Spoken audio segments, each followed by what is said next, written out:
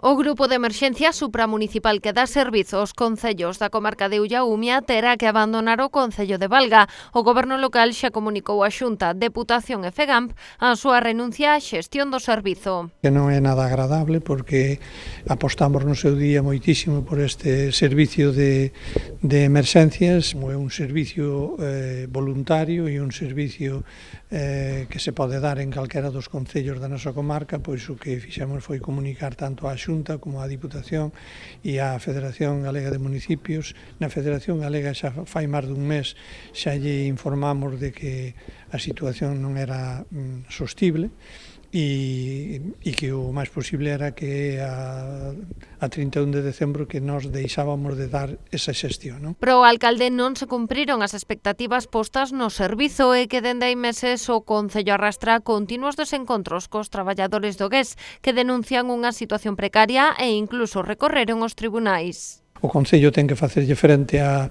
moitas aportacións económicas e moitas aportacións económicas incluso que temos que adiantar por parte do Concello. Hai moitas baixas, hai personal de baixa, hai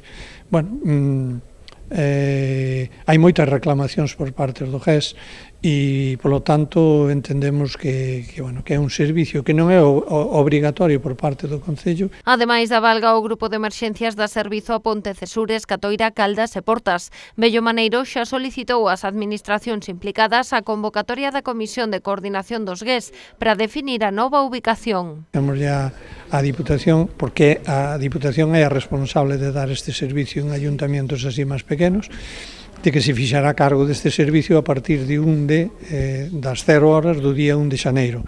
E pedíamos tamén que entre Xunta, Diputación e FEGAM convocaran unha reunión cos alcaldes da comarca que estamos afectados. Dende o Concello informan ademais de que entre os días 21 e 25 de decembro, ambos incluídos, non haberá servizo de emerxencias na quenda de tarde, de 2 da tarde a 10 da noite, debido á falta de persoal. Ante calquera incidencia deberán chamar ao 112.